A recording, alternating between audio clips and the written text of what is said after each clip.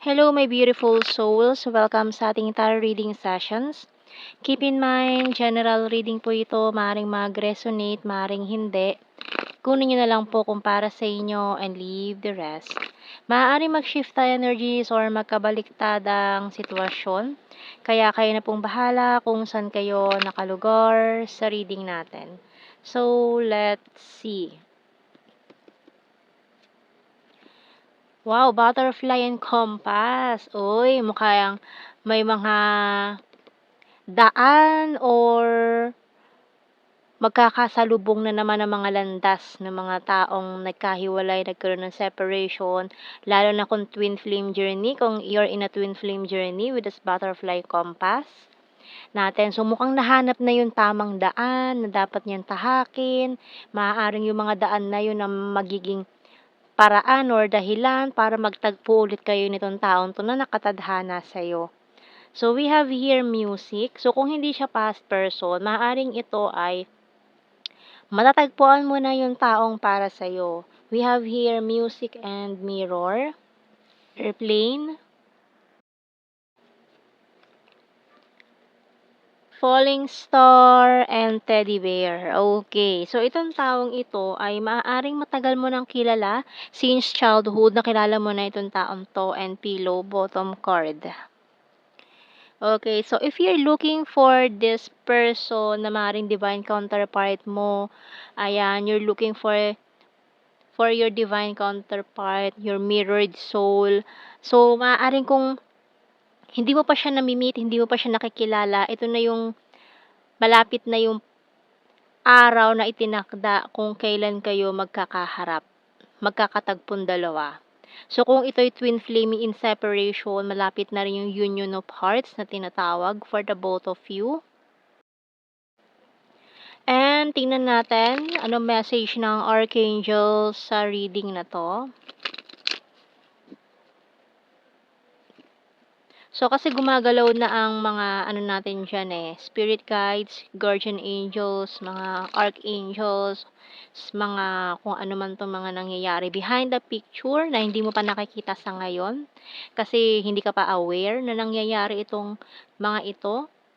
So, may mga signs ka na makikita dyan through music. Ayan, and may signs din tayo dito na maaaring itong taong ito ay from afar, from a distance, long distance situation kayo with this airplane. Parang it's a wish upon a star na mangyayari.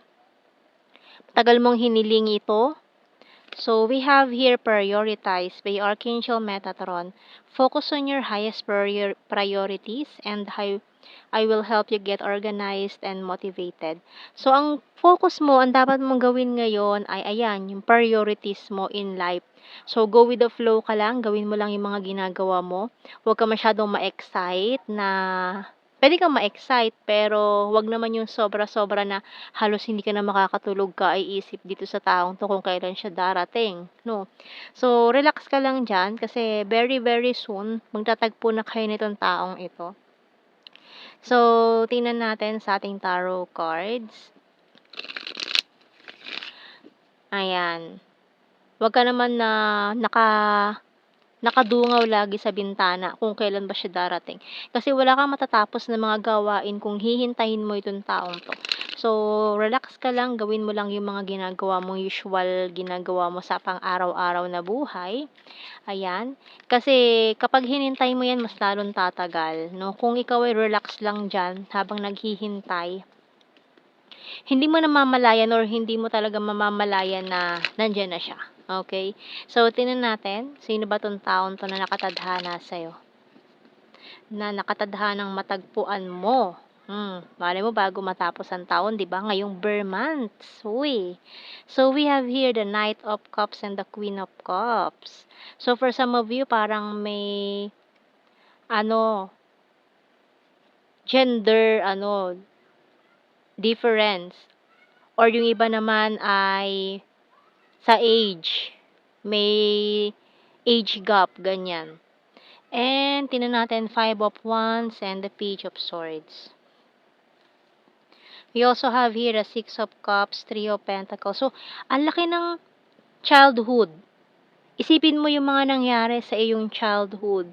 May nakilala ka ba noon na kababata mo or nagkaroon na may naramdaman kang something na connection dun sa taong yon, na malaki ang posibilidad na itong taong 'to ay natagpuan mo na nung bata pa kayo, maaaring hindi niyo na halos maalala na nag nag-meet na pala kayo. Basta nag-meet na kayo nung bata kayo. For some of you, hindi niyo na naalala yun, na nag-meet kayo, pero yung iba sa inyo maaaring natatandaan niyo kung ano yung nangyari noong bata kayo. Maaaring na nakalaro mo siya sa playground, yung mga ganyan, or naging classmate mo siya nung daycare, mga ganyan. So, or basta nagkasalubong na kayo, mga ganyan. Or magkapitbahay lang pala kayo dati, pero saglit lang kasi lumipat yung isa sa inyo, mga ganyan. So, malaki ang posibilidad na nagkatagpo na kayo nitong taong ito nung mga bata pa kayo, wala pa kayong muang sa mundo, ay nagkatagpo na kayo. For some of you, nag-cross na yung landas nyo nitong taong to. Ayan. So, tingnan pa natin dito. Yung iba kasi sa inyo may memory na ng mga panahong yun na naalala niyo pa yung taong yun, okay? Pero yung iba parang mahirap na masyadong balikan, ayan, lalo na kung wala pa talaga kayong kamuwang-muwang nung mga panahong yun. So, maaaring for some of you sa isang hospital lang pala kayo pinanganak, 'di ba? Magkatabi yung mga crib ninyo, okay? Or kung medyo may agwat ang edad ninyo, maaaring yung kapatid niya nung mga panahong yun ay ipinanganak sa hospital kung saan ka nandun, and then nandun din siya. Mga ganong sitwasyon na puwedeng mangyari, okay? May mga din dito, foreign blood or half blood, ganyan. Kunyari mga, ah, half Chinese, half Japanese, or more on Asian din, ganyan. Asian blood pero half. So, mga cards natin dito, I'm being defensive. Please accept my cup of love. You complete me. Sorry, I'm wasted. Can't sleep thinking of you all night long. So, for some of you, may mga hindi talaga makalimutan yung taong yun kahit na bata pa kayo ng mga nagkakilala kayo, nagkatagpo kayo. I want to surprise you. You're so hot and I'm strong and independent. Bottom card, I need to achieve my goals. So, once na magtagpo ulit kayo nitong taong ito, grabe na ang niya, ang laki ng pinagbago niya and very successful na siya once na magkaharap kayong dalawa, no? Magugulat ka na makita mo 'tong taong 'to na grabe uhugin lang siya dati pero tingnan mo naman ngayon, 'di ba, napakalaki ng pinagbago. 'Di ba na, sosyal and mapera talaga 'tong taong 'to, very successful. Once na magtagpo kayong dalawa magugulat ka na hindi mo akalain na siya 'yun. Yung batang nakilala mo dati, hindi mo akalain na siya pala 'yun. Okay, so tingnan natin. More messages here. Pero once na magkita kayong dalawa, maa-attract agad 'to sa'yo, Maaaring sinadya ka talaga niyang hanapin, ha. For some of you, sinadya kang hanapin itong taong ito. Kasi may memory nga siya na hindi ka niya makalimutan. Sabi, sino ba yung batang yun na nakilala ko dati sa playground na hindi ko makakalimutan sa buhay ko na napapanaginipan ka pa. So, for some of you, parang sasadyain ka niya na hanapin. Ganyan. So, we have here, I want you. Ayan, no? I look for you everywhere. So, hinahanap ka nga nito. It was my fault but I blamed you. So, mukhang may mga away bata pa na nangyari noon. I wish I could share my good news with you. So, yan na nga kasi, ngayon kasi very successful na siya. Nakuha niya na yung mga goals niya na ina-achieve niya. I hid who I'm really am from you. I reflare conversations over and over. So, yung mga pinag-usapan niyo dati ng mga bata kayo, may mga conversations kayo na hindi niya talaga makalimutan. I feel you even though we are apart. So, tingnan mo naman, may something talaga siya noon na naramdaman sa'yo agad kahit bata pa kayo noon. I know I was a distraction from your pain. I remember every detail of that day. O, tingnan mo, Yung memory ng taong 'to very vivid pa yung nangyari sa inyo nung mga bata kayo na naaalala ka pa niya, hinahanap ka niya. Hmm, tandang-tanda niya pa, wala siyang nakalimutan sa mga nangyaring yun. Kahit mga bata pa kayo nun, may something na talaga sa connection niyo nitong taong 'to kasi nga kayong dalawa meant to be, eh. So, tingnan natin, kuha tayo ng mga initials na nag-cross na yung landas niyo noon. Oops. So, meron tayong letter G, O, E, F, A. So, ayan 'no, may ano nga, parang age different or ano, kung ano man. O, F, J, S.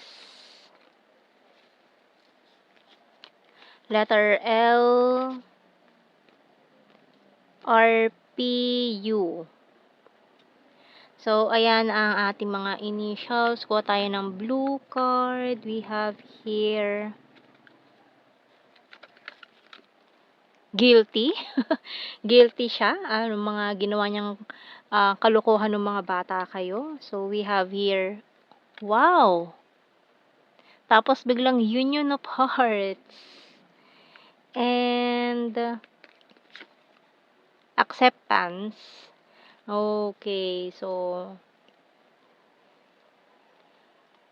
mukhang nag-aalangan din 'to kung matatanggap mo pa siya kasi mukhang may nagawa siyang hindi maganda noon, mga kabalbalan ng bata kayo, ganyan.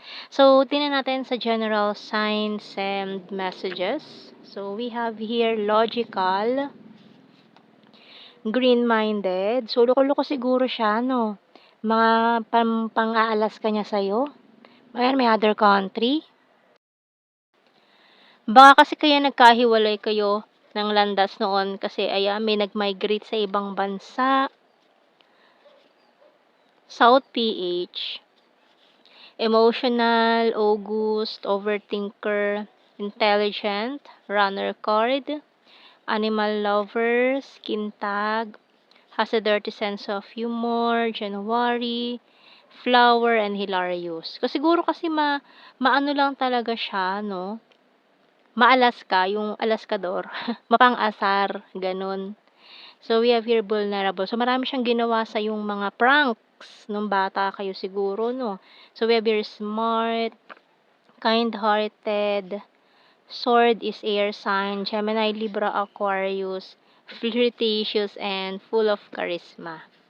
Ayan, so napakalakas pa ng karisma nitong taon 'to, marami din naghahabol sa kanya ngayon, pero mas pinili niyang hanapin ka. Wow, 'di ba? So parang ang lakas maka-Korean drama. So ayan ang ating reading, my beautiful souls. Thank you for watching. Take care and God bless. See you in our next reading, guys. Bye-bye.